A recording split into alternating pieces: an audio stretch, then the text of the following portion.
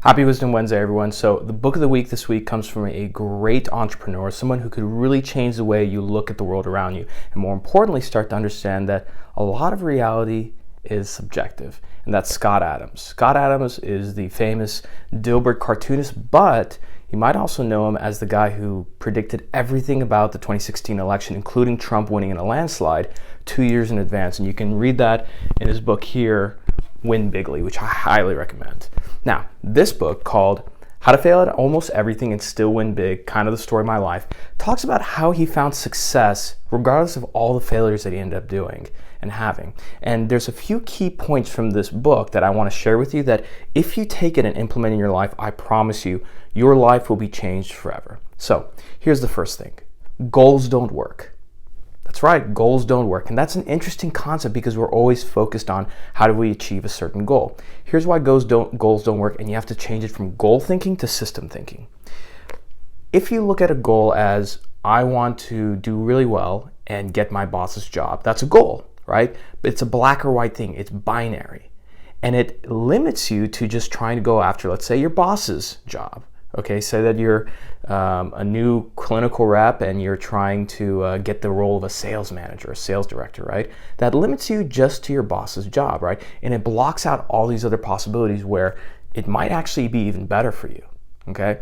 Now, the better thing to do is instead of goal thinking, you do what Scott Adams does, which is systems thinking, to think about what type of systems do I have to put in place to get me to that position, right? So let's think about it from a point of view of promotion, okay, for a salesperson.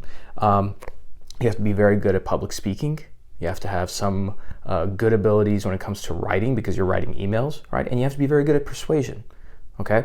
You don't have to be great at each one of those things, but finding ways to be in the top percentile of each one of those areas, say public speaking, great writing, and persuasion, put them all together and you have what he calls a talent stack. And those are the kind of things and systems that really not only move you up to the next level, but open up a whole world of possibilities. Because maybe your job's boss isn't that great. Maybe there's another role in the company that you're at, or even in a company somewhere else that you weren't even aware of.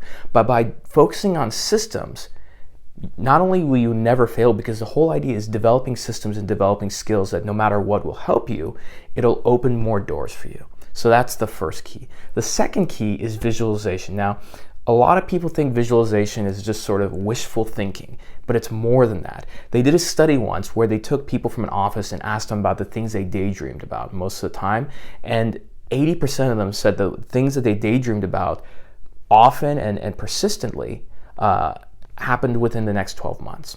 So the idea is when you're able to literally visualize you achieving the thing that you want, it becomes a lot more of a reality. For Scott, back in the 80s, he was trying to be a famous cartoonist, but there was no internet. He didn't know any famous cartoonists. There was no books on that.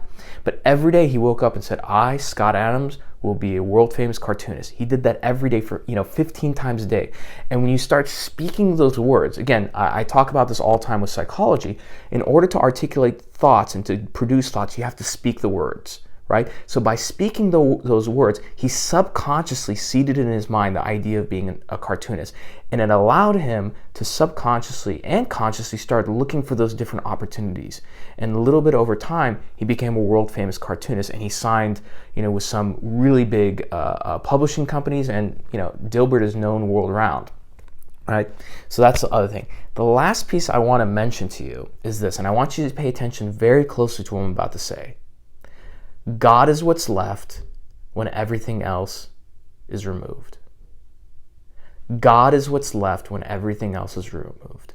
Now, no matter who you are, whether you're religious, non-religious, political, whatever your ideology or view of life is, before you even realized what I was telling you, your brain registered it as profound.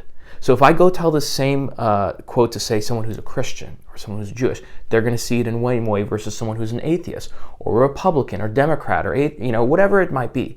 The point is this: reality is more subjective than you realize. And when you start to understand that a lot of reality is based on your perceptions, based on the framework and the worldview you have in your head, you can start changing that perception and worldview. And at that point, if you learn how to do it well, you can start to push reality in your favor. So again, There's more in this book that's worth talking about, but I don't want to spoil it. Go out, buy the book. I definitely recommend for those who are traveling professionals, get the audiobook.